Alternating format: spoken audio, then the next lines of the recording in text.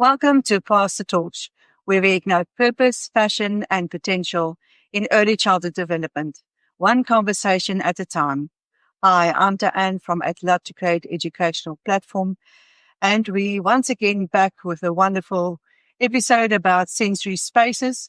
We have two ladies with us, Annamarie and Leanne. They both are occupational therapists. But before we go for an ad break, I really want to say thank you to Nicola van Rodriguez. We are doing our shooting today, or our recording, in this lovely sunny day in George. We'll see you in a while.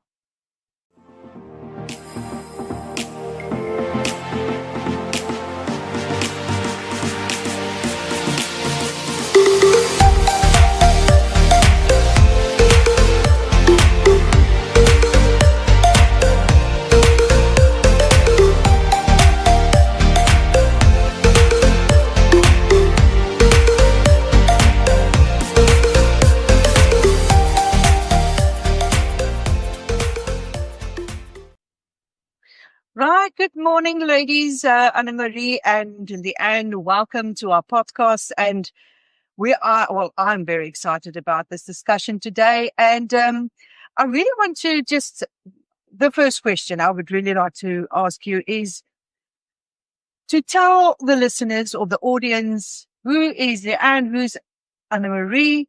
Well, what is your journey up to now? Especially in the occupational therapy. Let's start with Annamarie. Okay.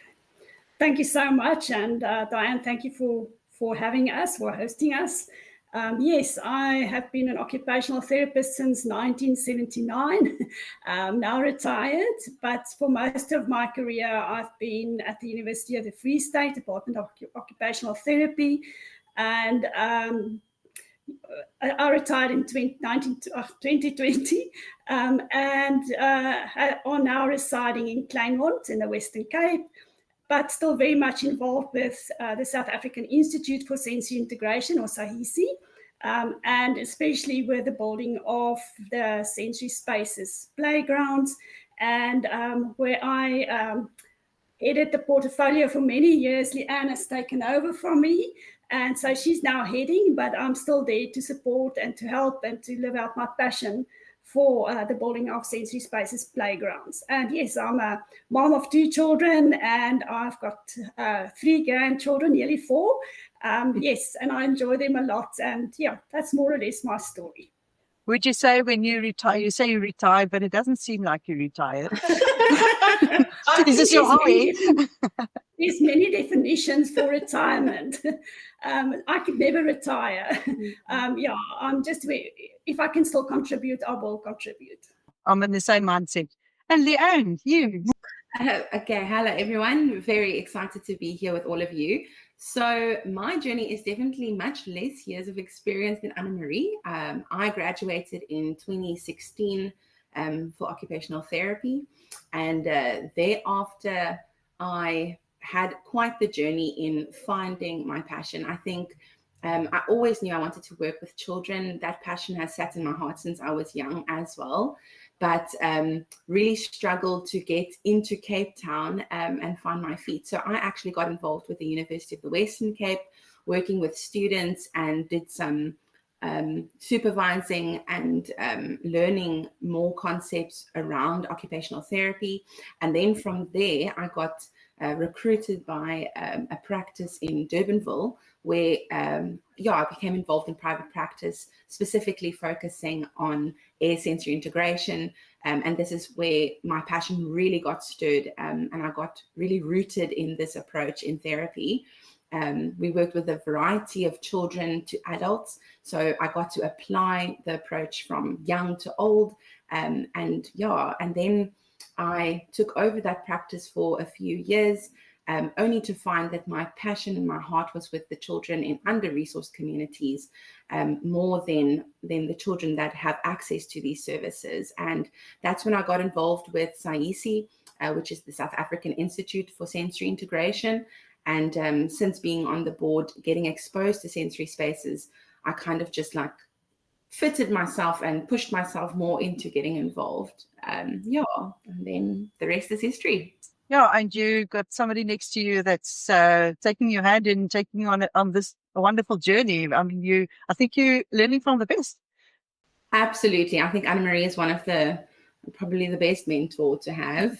She is so relatable and so knowledgeable, and it's amazing to share passion as well, because currently I am working for the Pebbles Project, which is an NPO organization rooted in community. And yeah, it's amazing to have someone to walk that journey out, just in terms of mentorship and making sure that all of our children in South Africa have access to ASI therapy. Yeah, I can actually relate to that, because I'm also at the season of my life of giving back. That's why I'm doing this podcast. But I would really like to ask you about your passion, especially with sensory integration and the community outreach you both are starting. Yeah, just share with us regarding that. Okay, so maybe I'm going to start again and just say that in terms of sense integration, I've been very involved with it from very early in my career, and just knowing that how many children are affected by poor sense integration. So I started doing the courses, and the more I got involved, the more I realized, but I've got some SI issues myself, and started understanding myself a lot better. But then also children, having a lot of space for children with sense integration issues. And then when I worked at the university and been involved with students doing community work in the Southern Free State, I really came under the impression of how many children are there out there that's got sensory integration issues. That was also proven through research that I've done early in the 2000s.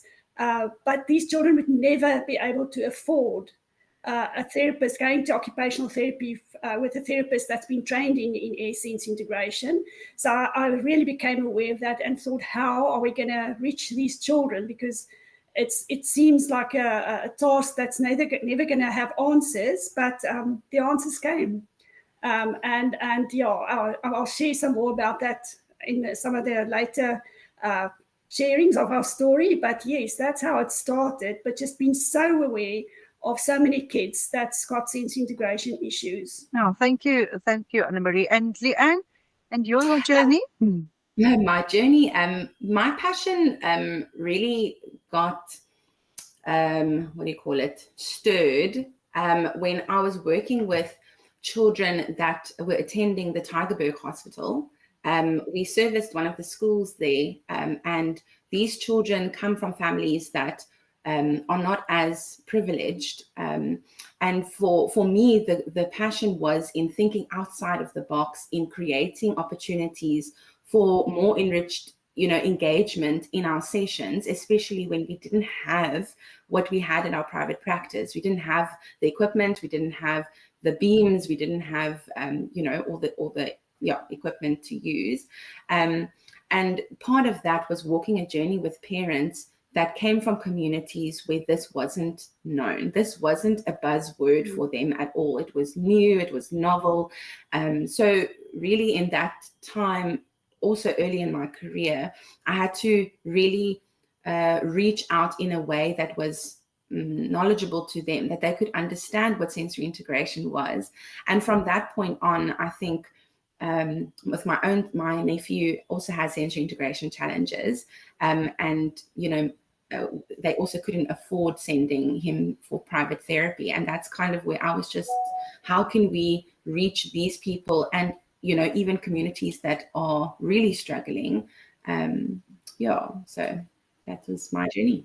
And if I can just come in here, where I had a preschool for many years, and if I had to refer, I always specifically sent or referred to an SI occupational therapist, because I always felt they just got that little bit of an edge on the normal occupational therapist.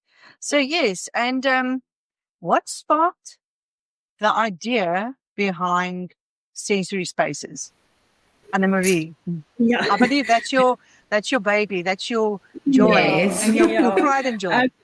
Yeah, it was once again at the University of the Free State where I met Dr. Anita Venter from Social Development Studies at that stage, and she introduced me to a low-cost building method where when I saw it, where they actually do shack replacement and building of other buildings as well. And when I saw that building method, I thought, wow, if they can build shacks with this building method, why can't we build sensory integration playgrounds with using this method or some of the method in the projects? And yes, and that's where it started. And then a whole lot of my colleagues, I had incredible colleagues supporting me, like a Heidi Morgan, and Dr. Anita Venter, and yes, just supporting me and helping me to get on the way. And it just rolled out from there, and it was just blessed all the way in terms of people coming to the table and helping. And it started off with being back to earth playgrounds when I was still at the varsity. But then when I retired, he said, but they would like to take over the project. And then we changed the name to Sensory Spaces. So that's why, but the first few playgrounds were back to earth playgrounds. That's fantastic. It's fantastic news. And when you go into the next segment, discussing the rest of the project, but to the listeners, we're going to be back in a while. You've heard what is sensory integration. You've heard sensory spaces. There's words that is being explained, and in the discussion, at the end, we will understand. But we'll see you in a while.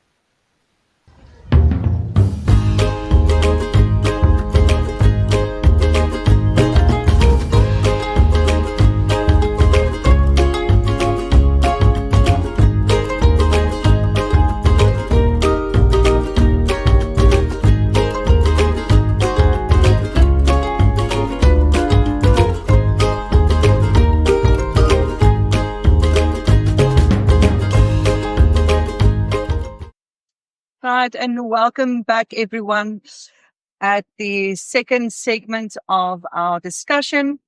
And we're going to go more into the understanding of sensory integration and its impact. And Leanne, if I may ask you, just explain to the listeners what is sensory integration and why is it so vital for early childhood development?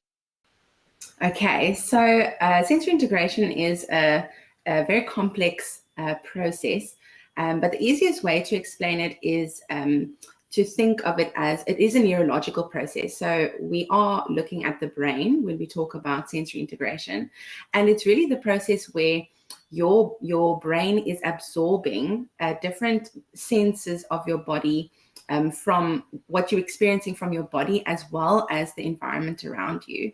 So everyone knows our 5 basic senses. We have movement, we have touch, we have taste and smell and vision.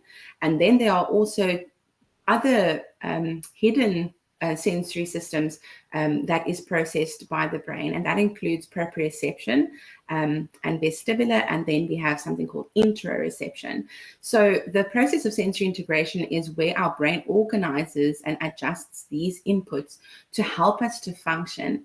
Now, Diane, I'm not sure how much detail I can go into, but I would love to explain some differences just so that people can understand.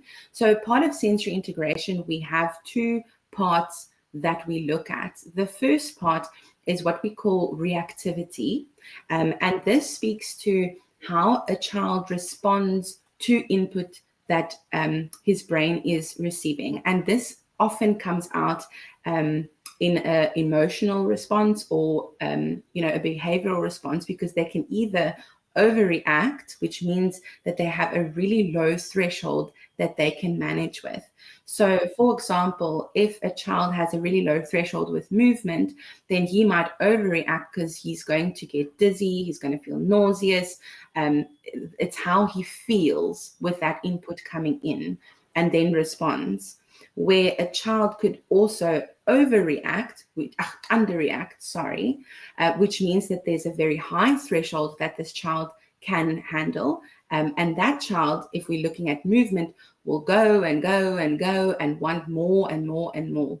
So when we speak about reactivity in sensory integration, we are talking about how they, Annamarie, what's a nice word to use? How they react. How they react, it's how they feel about that input. There's a reaction that their body responds to.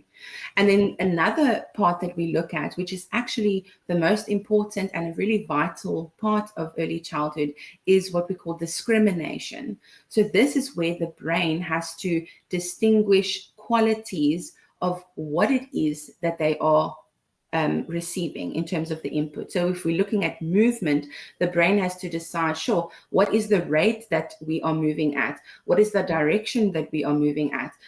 What, type of, plane are we moving in? Are we inverting? Are we rotating? Are we going in a linear movement? And those qualities is what we use, or what the brain uses to then tell the body what to do and how to do it.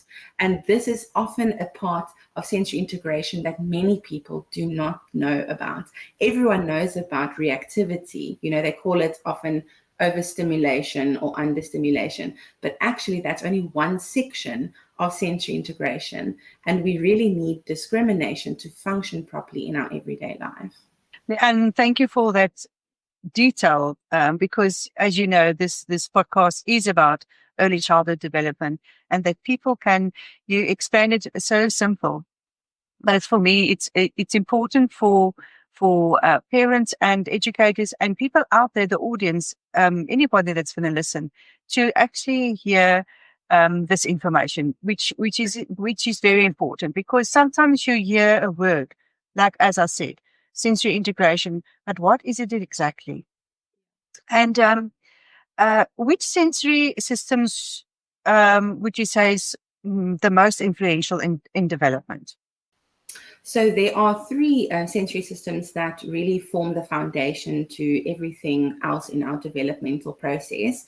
And that includes our tactile system, that's our touch system.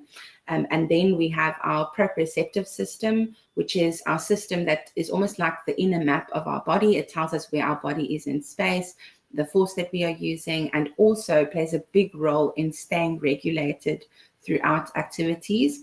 And then our vestibular system is the third one. And this is our movement system, but also our relationship with gravity, when we are in movement. So those three really form the foundation. And the reason for that is that when we look at how they talk to each other, they form other building blocks of child development. So for example, our vestibular and our proprioceptive systems, they have to integrate and talk to each other to provide postural stability and postural control in our children. They also speak to further refined blocks in development, such as how they develop bilateral integration and sequencing, all really important aspects for other types of function. Whereas our tactile system and our proprioceptive system, the two of them talk to each other to help the child to form a good body scheme, to understand how their body works in relation to other things. And that also feeds later refined skills such as motor planning and being able to plan visually as well as within a space, a bigger, is it three-dimensional space? Yeah. So that those three are the basics ones that also, fed the sensory spaces playground. Those three are the main ones that we looked at when we developed the equipment and the space. Yes, I'm listening to your discussion, and I heard gravity. And in about 2 or 3 weeks' time, we're going to have a wonderful discussion with Dr. Melanie de Jager. She wrote a book about gravity. We're going to do a bit of a discussion regarding that, and the book she wrote, and then the research she done. So I'm very excited about that. Yes, and Annamarie, if we talk about understimulation and overstimulation, the effect on that on children. Yes, I think one can say a lot about the effect of overstimulation. And as Leanne explained, in terms of understimulation, that would be a child that doesn't receive a lot of information, and due to that, they do not respond as well as a typical child would respond. And they would seem to be lethargic, and they would seem to not respond to like people calling, if it's teacher talking to them or asking them to do a certain task, it may go over them. And that they do not respond. It might seem that they're not interested, but it's not registering in their brain, and they're not attending to that information. So that's the one side of it. And then in terms of overstimulation, that's such a child that would react to everything.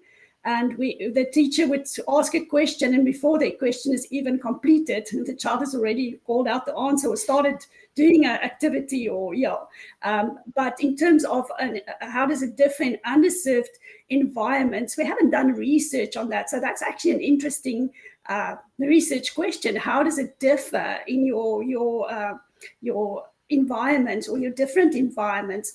But what we do know is that the children do have these problems, and that we've seen through research that children in under-resourced environments do have problems with overstimulation as well as understimulation. And what I want to add, what we also do know about the underserved communities is that a lot of these children come either from very overstimulated situations or home environments where there's 6 to 8 people living in one room. And one can just think of it in terms of sensory, how many input do they get in terms of auditory and visual, but then in terms of movement, it's very limited because the space is so limited. So one can immediately start reasoning on what that impact is on development. Yeah, and if I can come in here, I hear that there must always be a sort of a balance. And my question was always, when I had a preschool, is that how much must we simulate? How much must we do of a certain thing? Are we doing too less? Are we doing too much? You have to, you must always be aware to bring the balance in of doing not too less, not too much. And I think that's quite a gift to have when you work with if you work with the early child, I think that's very important, especially the educator. You're quite correct, Diane. This is so important, and therefore we feel very strongly that all educators and parents should have knowledge on this, because each child differs. There's no correct or wrong way that a child processes sensory information. It's how they process, and to understand that how, and then to provide in their needs. That's the important part. Yeah, and we also had a panel discussion the other day about early literacy. And it also came down to everybody working with children must have knowledge, because then you will have more understanding and more awareness regarding certain things. Annamarie, if we can end off this segment, is what role does play have in nurturing and sensory development? A huge role in terms of exposing the child to play equipment that provides in that child's needs, and not forcing a child to play with materials or objects or in an environment that is not conducive to that child's sensory processing profile, if I can put it that way. So play has a huge role on sensory development and what the child is exposed to. If we once again think of underserved communities, the children are exposed to very limited sensory experiences. I say limited, but it can be overwhelming experiences within that limitations, and the other way around, that it's really limited. Knowing, I just want to go back to Jean Ayres, who was the mother of of sensory integration. Way back in the 1950s, she started with her research and saying that a child's sensory world is actually the foundation for development. So if it's disorganized or if it's lacking, it's going to have an impact on that child's development. And research has also shown that to us. So having a nurturing environment, sensory environment is crucial for child development. And I want to make a statement and say that preschools, actually, it's very important for them to actually go and look at the outside or so even inside learning areas and assessing it and ask them the question, is it, as you said, for sensory development or for child development or stimulating the development of children? Absolutely, Diane. And we're living in a world where more is better, or that's what's the message going on. And that's not true. Balance, I think, is a very, very important part of this. And that's what we try and do with the sensory spaces playgrounds, to really provide balanced sensory input to these children. I can feel that balance and knowledge is the two words coming out today with sensory integration. And thank you, Tim. We're going to be back in a while.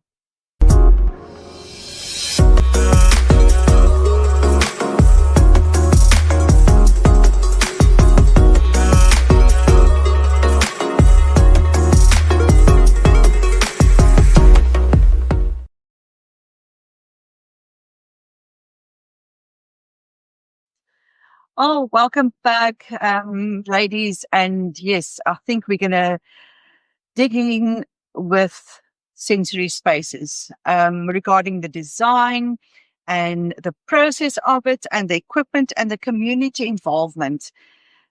I would really like to start with Annamarie. What does the design process look like in sensory spaces? And from idea to installation? Yes, thank you, Diane. I think in answering this question, I have to go back and to say that the design took place over a few years in terms of the first playground to where we are now. There's a lot of design that went into it, and I'll speak on it as we go along. But we've got 9 pieces of equipment that was designed to provide balanced sensory input to children in low resourced environments. So the equipment pieces have already been designed, but there's such a lot of factors playing into which pieces of equipment are we going to build on a playground? How are we going to build them? What adaptations need to be made? So a lot of, at the moment where we are now with sensory spaces, a lot of energy and time goes into what adaptations, which pieces of equipment, and before we install. So I think the positive is we're at a stage where we know which pieces of equipment contribute to a child's development and specific abilities, developmental abilities that a child needs, that is based in sensory integration. What equipment pieces can allow for that? If a child plays on these pieces of equipment, what will they gain in terms of development? So we've got that. But there's also some exciting new ideas coming in the whole time, which for me is really exciting. Not having Leanne on board with her innovations and her ideas, and we're currently busy with planning for a second playground in KwaZulu-Natal with Link Foundation. So they're building in 3 weeks' time. Yes, 4 weeks' time. Yeah. They're building their second playground, and they've got the site is completely different to the one where we built last year, with new challenges and things. So a lot of the design thoughts and the thinking is now around how do we adapt, which is also very exciting. So yes, maybe in terms of designs, that's where we are at the moment. Oh, that's fantastic. And how will the sensory system incorporate into the equipment? I think you answered that a bit, but if you can maybe elaborate to that. Yeah, 100%. I just realized that we don't have any, pictures of our different equipments. But like I said earlier, the 3 systems that we worked into, all the pieces, just to lay the foundation in sensory integration, was the tactile system, the proprioceptive system, and the vestibular. And some of our pieces focus a lot on integrating more than one. So it's not that we have, equipment pieces that's only proprioception. A lot of our equipment pieces have both proprioception and vestibular, because that equipment piece was aimed at working towards better postural control, or in terms of better motor planning, it would have more tactile and proprioceptive systems. So depending on the layout of the playground, and that's why the process of the installation is so important, because we actively think about why is this piece situated where it is, because we don't want to overwhelm the child's sensory system either. So we can't, for example, have the JoJo slide, which is a lot of intense vestibular input, and then suddenly also have our tire mountain, which is also a very intense vestibular system. So we really have to think about, again, the word balanced, having the children have, enriched input, but also in a balanced way, so that all the systems have a chance to get really enriched input, but also have a chance to integrate and talk to one another, so that we can see better functioning on those pieces. This is so wonderful information to hear, and I can hear the intention of it. I'm so interested in this project, and I'm so glad that you've developed this, and I think it's going to be so ongoing, because it's challenges and we learn from that. So yes, and Annamarie, what sort of material or technology is used, especially when you have budget constraints? Yes, nice question. That's a good question, Leanne. Yes, because if it comes about financials, then it's always a good question. I've been from the start very aware of financial constraints, and that we want to put equipment out there that's affordable and sustainable. That was the other important component. So just once again to say that Dr. Anita Venter, who introduced me to the building method with the tires, was such a huge inspiration. And so the one, it's not a technology, but we do use waste materials. And I found along the way that a lot of people are skeptical about using tires because they're harmful to the environment, and there's a lot of arguments on that. But using tires in a purposeful manner has another argument to it, and I think one needs to put on other glasses when you look at these playgrounds and see how much tires we use, because we use a lot of tires. And so the recycled tires actually became a foundation for most of the play equipment that we use, but it allows for balanced sensory experiences, which contributes to a child's development. And that's the positive part of it. So that's the first part in terms of materials. But in terms of technology, I have to acknowledge the PDTS at the, it's Product Development Technology Station. That's what PDTS stands for. And they're situated at the Central University of Technology in Bloemfontein. They became involved with the first park that we built. They said that they also want to contribute, and they actually did one of the swings for us. And from there on, we just partnered. They said, but they want to be part of our process. And we started doing research together in terms of especially the swings. What do we need for in terms of vestibular stimulation? Because we wanted more than just an ordinary swing. They really became invested, and we're still journeying with them many years later, and for which we are very, very thankful for all their innovation and the creations and just walking along with us, which has been a very, very special and blessed journey.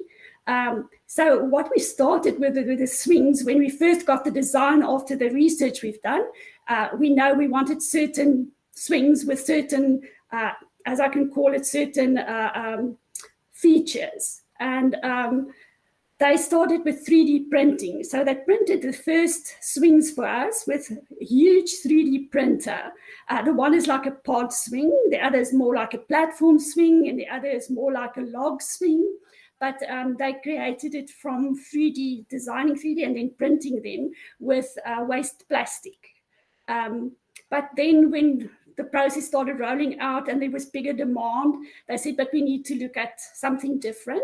And we actually got a huge research grant to look into further other technologies to manufacture the swings with. And that's when we got onto the rotor molding process. So yeah, it's a rotational molding that takes place with heated plastic. And yeah, the mold just forms a seamless, durable product, which is cost effective. It's strong, lightweight, and yeah, we at the moment we are we've got 3 types of swings that's rotor molded at a low cost. And yeah, so that's the exciting part of our journey that's been going for quite a few years, but we're at a good place with the swings. Also just stating that these swings impresses everybody because it's something different, it's something new, but also to say it doesn't have to be those swings. So if there's a site or a school that cannot afford that we really go low cost, we can still use a pallet for a swing. We can still use a tire for a swing. It doesn't have the same affordances, but it can still provide the stability input. Yeah. Ladies, I'm so excited for you. I can see how you're on this journey, and you started, and it's evolving to something so beautiful. And I'm congratulating you with that. It is a lovely story to hear. And it just also, well, I love recycling, by the way. And yeah, and just to think of this is evolving into something. And as I mentioned just now about learning spaces in preschools, I think if people are going to listen to this, they may be going to think about, I would say, let me think about, the layout of my learning environment. And yes, yeah. The last question I would really, both for one of you, is how do you ensure each playground is tailored to the needs of the community? Maybe just in a nutshell. In a nutshell? Just in a nutshell. So we generally... I know that's a difficult question. No problem. We generally see this process as a collaborative one. So we really, want the community or the organization or school to form part in decision making. So what we usually start with is just an initial consultation. And this is really a space where they can tell us about their school organization, the space they have, the type of children that they are servicing, and also some of the needs that they have identified in terms of what challenges they have, as well as their strengths, because we have to always consider what strengths can we use to tailor this playground so that we gain interest and inner drive of these children. And then from there, we generally do a site visit, and this is really where the collaborative process, takes hold, where we have to look at and think about how we're going to lay out the playground, what equipment pieces are we going to put there, and what are the affordances of the surfaces and the space available. But yeah, that's how we generally tailor it. Oh, thank you two. Right, we'll be back in a short while.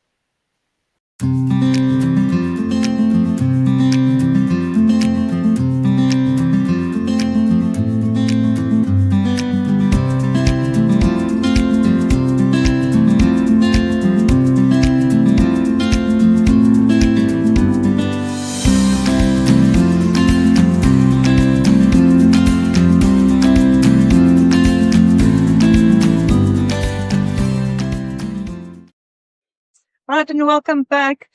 And the next questions I want to ask you, ladies, is about, obviously, always about the challenges and the breakthroughs during this process or journey or building process you're busy with. Yes, 100%.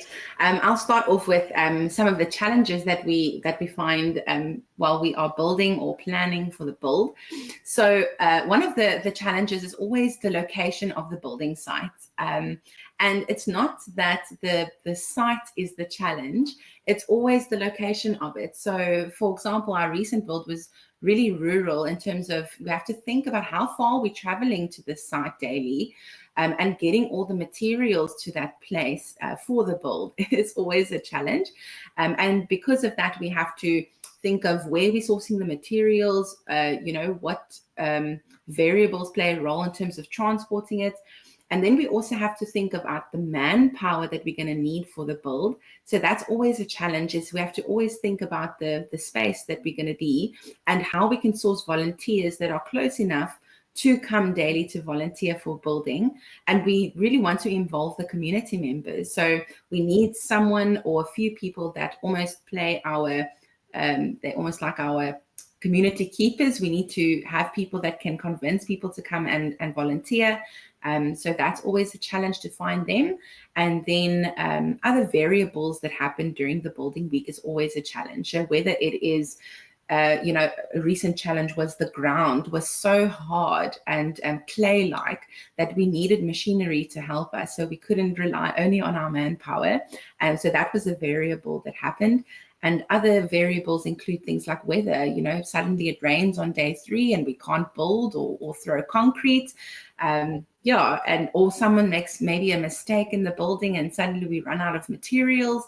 So there's lots of variables to think about that become challenges in that way. Yeah. And Annamarie?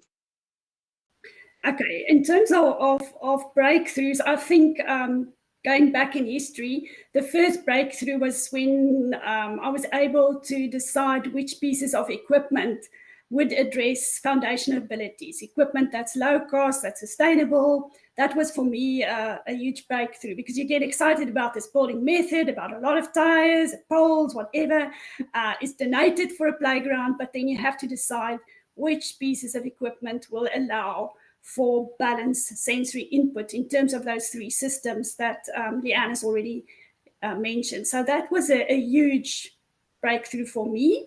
And then the second one was when I realized that we need different swings. And I've spoken about that. So that was also a huge breakthrough when PDTS came on board and we started doing research and we started working together and came to these 3 swings that now allows for vestibular input in all the planes and directions that we need. So that was huge. And then I think another huge breakthrough, and that was in some ways an unforeseen one, is crossing borders on so many levels. I cannot tell you how much I've learned in this whole journey in terms of meeting people from all walks of life and building relationships with them and just people coming to the table. And there's such a lot of unity that's going on and that happens, and the stories that's been shared and told that crosses all borders. Yeah, that's fantastic. I think to collaborate and you start talking about your vision and your idea, then you actually see how many other people are like-minded regarding your idea. And that's such a wonderful journey to take on. But Annamarie, I want you to just collaborate a bit about your research from here on. Okay, I think to say I started with my research many years ago in terms of just making sure, does these children in under-resourced environments do have sensory integration problems? Because one would think, but they're exposed to so many sensory adventures and experiences, much more than children growing up in a safe environment or a nurtured environment. But that research showed that the children do have sensory integration challenges. And Then when we built the second playground in Forest Smith in the Free State, we combined that with research. We got a research grant, and we looked at whether a sensory, it was still back to earth, whether a back to earth playground will have an impact on a child's development as well as school performance if they are exposed to playing on these playgrounds. And we did a 3-month experiment with the educators being trained in the use of the equipment and activities on the equipment, where the children went onto the playground 2 times a week, and for 3 months. And we did a pre and a post study where we also had a control school, a school in a nearby town that was very much the same population of children. And the results there indicated that the experimental group really gained significant better results on 15 of 21 subtests of the Optima School Readiness Test. And they also did much better on the AIRS Clinical Obs test, and especially in terms of the vestibular system. There were significant differences in the children that were exposed to the playground. So we knew now, okay, something is happening. And while even the teachers reported that they could just see in terms of the performance, class performance, they could already see a difference in the children, which was also exciting. Yeah. But then in 2019, we did a long-term study, a 2 years follow-up study of the same school and same kids, and they've been engaging in this not as frequently as during the research. It was much more. 1 week they would go 2 times, then they would only go 1 time a week. So it was much more infrequent exposure. So we wondered what happened in those 2 years, but the results show that it was still beneficial for development and school performance, and that the playgrounds really provide opportunity for development of sensory integration abilities and school performance. So those are the 2 studies that was recently done, and we hope with Link Foundation on board and partnering with us that we're going to have some more research within the next few years as well. Oh, it's lovely to hear. But the podcast is also about real life stories. Have you got a real life story to tell about sensory spaces? Which one do you want to tell? Is there a few? Let me do one that we built a playground in Roodeval in Bloemfontein. And our volunteers were a group of men that were back in the community. They were all substance abusers at the time, but they recovered. But they were still in a home in the community to do the step down back into the community. So those men were our volunteers, and it was an incredible, rich, enriching experience with these men. And I think one of the most touching stories for me was a guy that came at the end of the week who said to me, I have for so many years been destructive in my communities or in the communities where I operated. But for the first time, I'm feeling that I'm giving something back to the community.